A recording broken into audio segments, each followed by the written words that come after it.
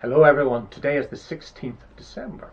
Have you ever noticed how, as the Gospels describe the events around the birth of Jesus, so many of the cast of characters are watching and waiting? Of course, there are the two pregnant women, Elizabeth and Mary. They share part of their time of waiting together in the hill country of Judea.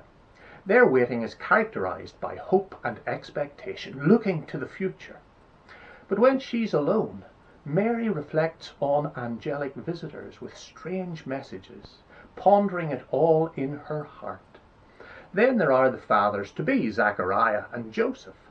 Zachariah is literally dumbstruck at the news that he is to be a dad in his advanced old age.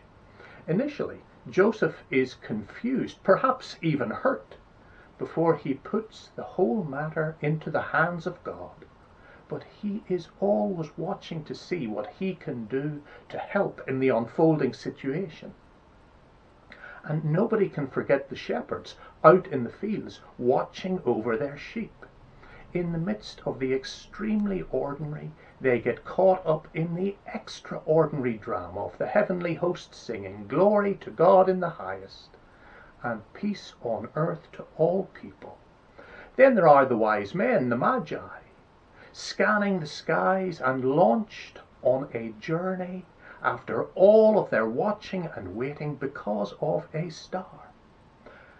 At the very end of the Christmas story, two old people put in an important appearance. These are Simeon and Anna. Both had been waiting a long time for promised change. When Jesus is presented in the temple for naming, Simeon takes that little baby in his arms and sings, "Sovereign Lord, as you have promised, now dismiss your servant in peace, for my eyes have seen your salvation, which you have prepared in the sight of all people, a light of revelation to the Gentiles and glory to your people Israel." Anna underlines this message. She speaks about the child to all who are watching and waiting for deep change, a new era in Jerusalem. And what about us in our time? I wonder what we are watching and waiting for.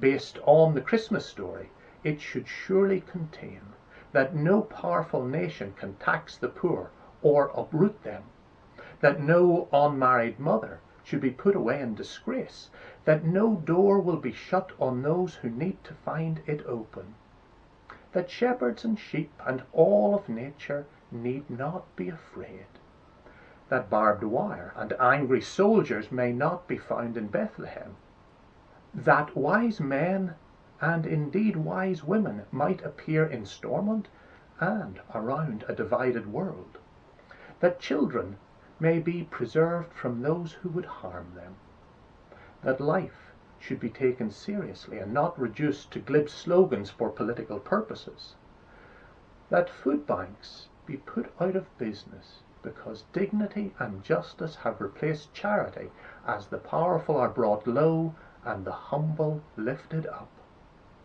and that the rumor become a reality that Christ has come among us. While we're talking about watching and waiting, let me walk you through what will be happening in worship over the Christmas period. This Sunday, the 20th, we'll enjoy a service of readings and carols. We'll be listening to the Christmas story for the hope it brings as we draw to the close of this coronavirus pandemic year. Then we'll celebrate the birth of Jesus with a service on Christmas morning at 10 o'clock. Both these services will be in church and will also be live streamed. If you plan to attend, please contact Gavin Henry to let him know so that we have an idea of numbers. Our service for the Sunday after Christmas, the 27th, will be more reflective as we think about the hardship Jesus and his community experienced just after he was born.